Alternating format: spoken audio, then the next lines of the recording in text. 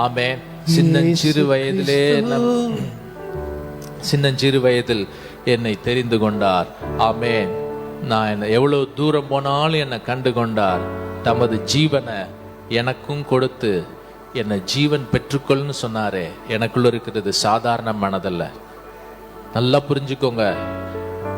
என் விதை எப்படியோ அப்படிதான் என் கதை. ஆமென், ஆமென். சிலர் அதை அப்படியே ஆழமா நம்புறீங்க. எங்க அப்பா அதை செஞ்சு வச்சுட்டு போயிட்டார், இதை செஞ்சு வச்சுட்டு போயிட்டார், அதனால நானும் இப்படி இருக்கிறேன். எங்க அம்மா எனக்கு இப்படி இருந்தாங்க, அதனால நானும் இப்படி இருக்கிறேன். இதெல்லாம் நம்புறீங்கல்ல, அதை விட ஒரு பெரிய உண்மை இருக்கு. என் பரமபிதா எப்படியோ அப்படியே தான் நானும் இருப்பேன். கிறிஸ்து இயேசு எப்படியோ அப்படியே தான் நான் இருப்பேன். அவர் பயப்படுவாரா? நான் கேட்கிறேன், இயேசு பயப்படுவாரா? பயத்தை ஜெயிச்சிருவார். நீங்க ஏன் பயத்தோட வாழணும்?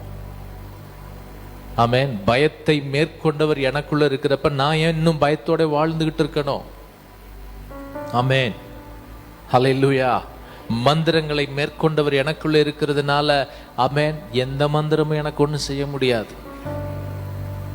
பாவமே செய்யாத பரிசுத்தர் எனக்குள்ள வாழுகிற பொழுது தொடர்ச்சியா நான் எப்படி இன்னும் பாவத்துக்குள்ள போய் நான் விழுந்துகிட்டு இருப்பேன்? விழாதபடிக்கு ஒரு பலனை தந்து என்னை நடத்த ஒரு வல்லவராக இருக்கிறார்.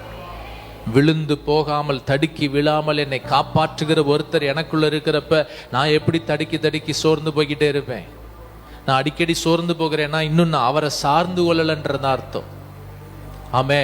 பாவம் செய்யாமல் எப்படி இருப்பது எப்படின்ற முயற்சி எடுக்காதீங்க. பரிசுத்தரோடு வாழ்வது எப்படின்ற முயற்சியில் இருங்க. தானா பாவத்தை ஜெயிச்சிடலாம். ஹல்லேலூயா. நீங்க பாவம் செய்யாமல் இருப்பது எப்படின்னு முயற்சி எடுத்தீங்கன்னா அதுலயே தான் இருப்பீங்க.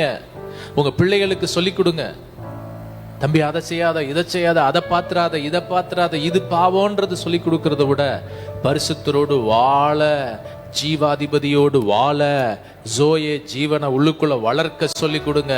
அது தானா ஆசீர்வாதத்தை கொண்டு வந்துடும்.